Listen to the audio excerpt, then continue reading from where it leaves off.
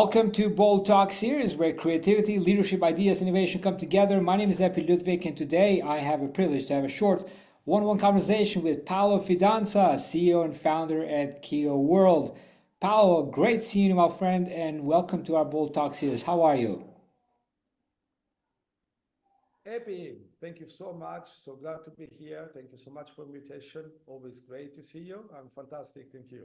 Yeah, Paolo, I remember at Bold Awards last year, we were so proud of having you and winning the awards at the Bold Awards. I think that was fourth edition in Venice.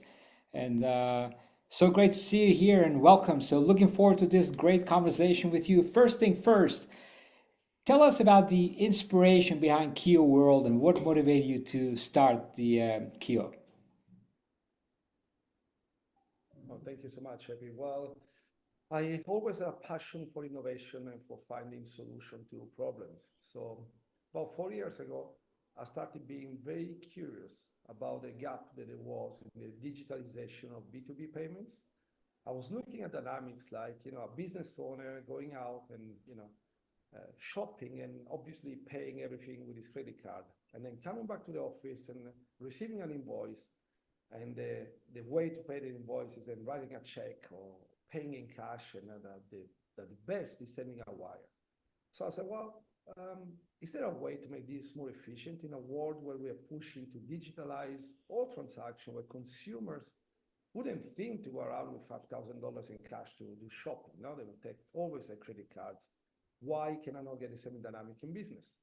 And that's what I did. I started creating technology to bridge the gap between the way the businesses pay their invoices and digitalizing this transaction with a lot of benefits to them, access to a much better form of credit to finance purchasing on this invoicing, being able to control the flow of the inventory in a much better way, getting data to analyze this, being able to make those payments 24/7 and not being dependent on banking times for sending or receiving a wire, and obviously eliminating all the cost of cash and checks. So that's what I did. I did it in alliance with an amazing partner, this American Express, to which I'm very grateful to having given me the first opportunity to work on this product and to launch it. So today, after 4 years, I was to say, it was great, and we're having a great growth of the company. Wow, that's amazing. Paolo, how did you convince American Express to work with you, man? Well, I had a previous experience with American Express. I did Okay. some other tech projects with them in the past, so I already had a great reputation. And also a thing that we found a common interest in the B2B space. American Express is also full of very talented people. They could understand my vision, and they gave me a shot being able to implement it and see whether actually I could change those market. And again, 4 years on, I have to see that I say for them, they were right. Oh, that's They amazing. saw something in me that made it Yeah. happen. Well, that's one of the things that sometimes people think it's like an overnight success, but that overnight success happened because you have built that reputation with them and make sure that you delivered, and this is where the trust comes in, right? Yeah, well, I always say to my guys that first of all, in business, luck doesn't exist. Luck is called hard work. You work hard, and you work harder, and obviously you need talent, you need a good idea, you need a good team, and a lot of hard work. And then when you finally are successful, there's no luck. It's the result of long night, innovation, and passion. And then the second thing they are always saying to my guys is, I never done anything for money in my life. I've done it for passion. I believed in the innovation I could bring. I believed that there was a market for this. I believed that I could resolve a lot of issues for businesses around the globe. And I put all my passion and my money into making it happen. But I didn't do it for money. I made it because I had a passion for this. And I Yeah. think the combination of a hard work, true passion, and obviously an innovating spirit led me to success. Yeah, and this is it shows clearly that passion it's a driving force behind many successes out there that I've seen and you've seen in the marketplace.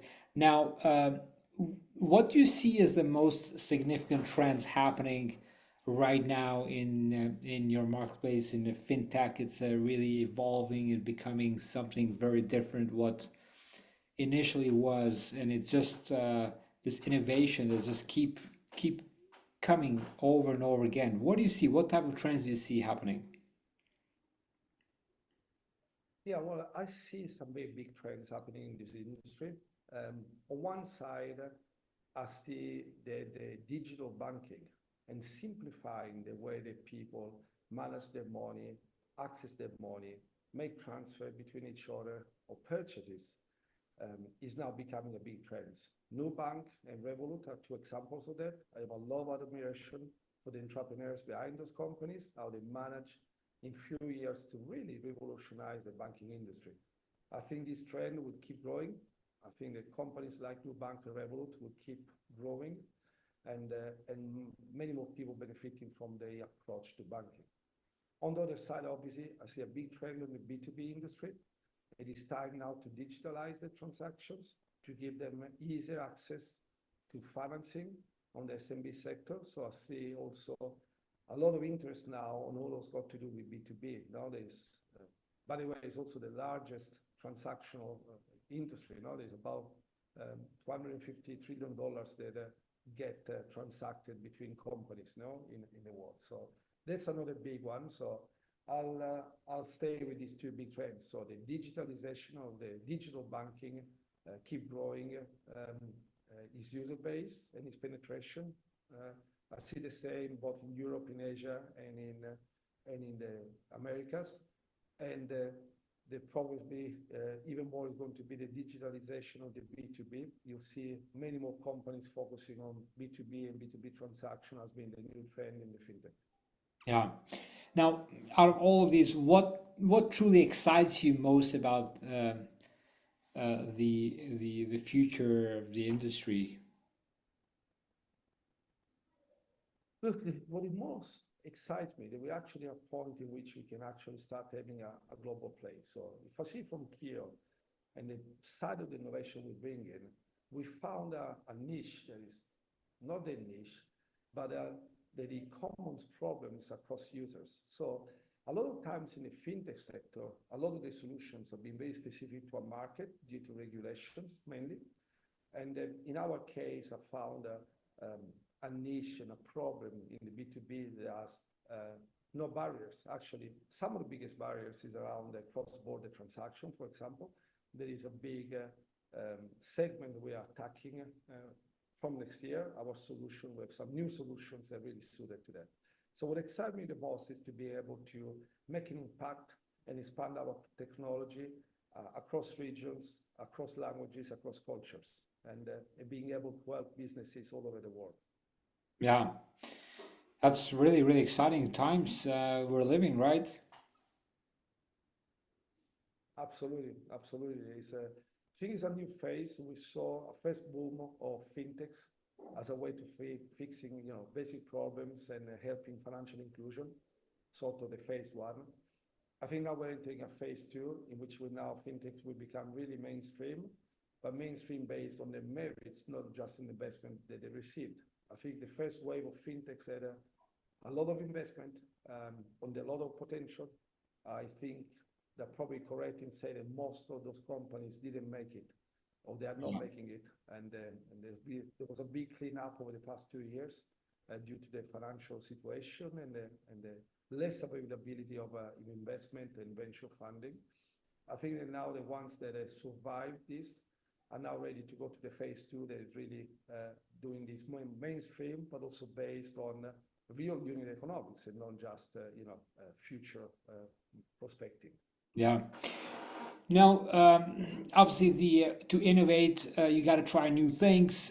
When you try new things, there's always a failure around the corner.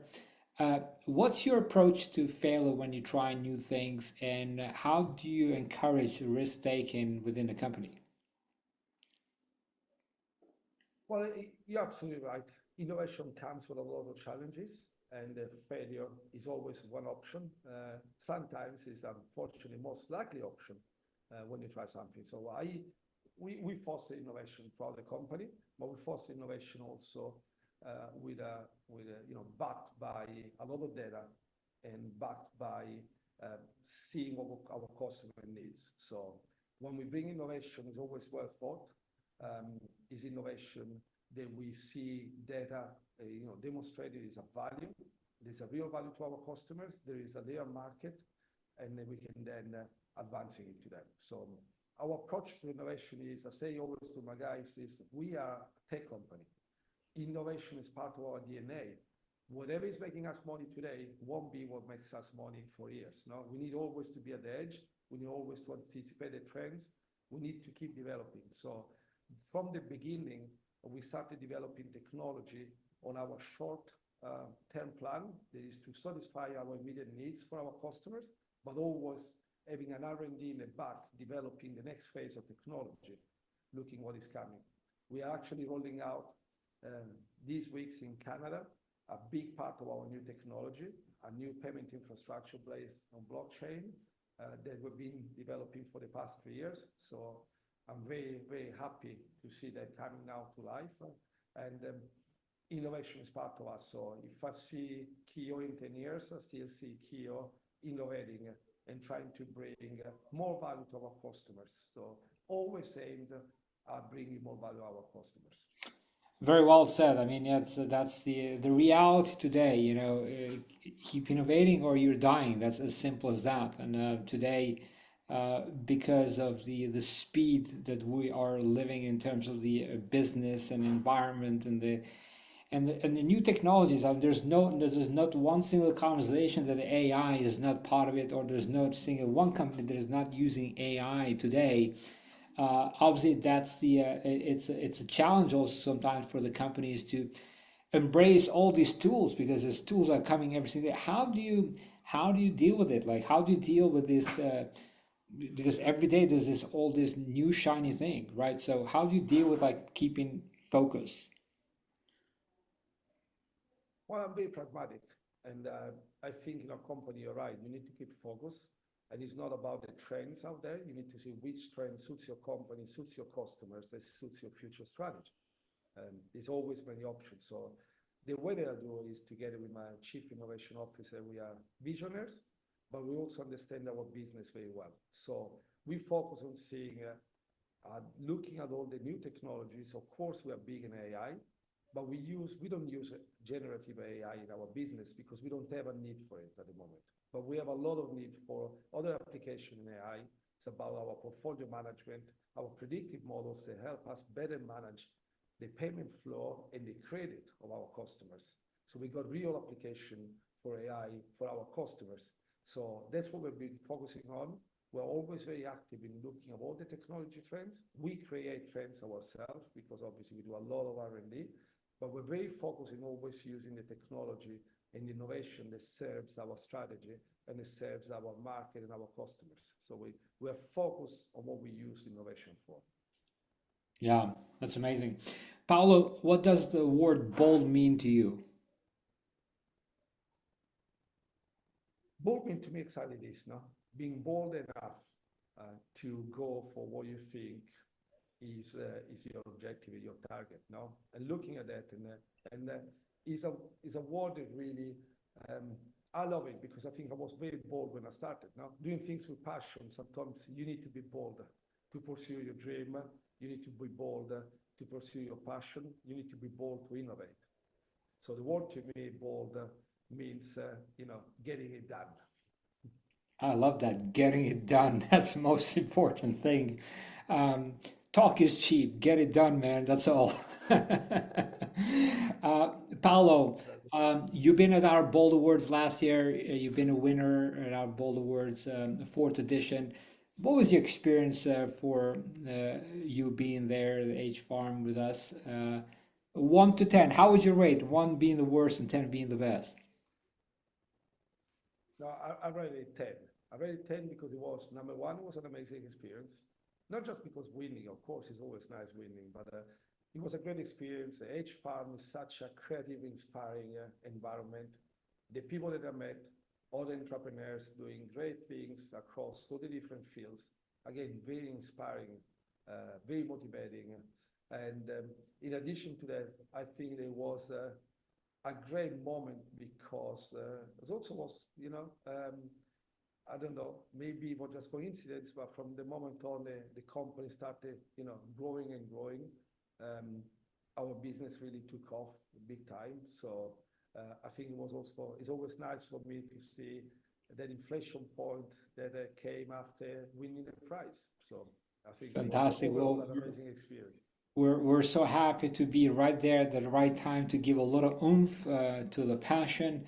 As you said, congratulations to all your achievements. Again, congratulations for being the winner of the fourth edition. Thank you for joining me in this Bold Talk series and looking forward to seeing you again soon.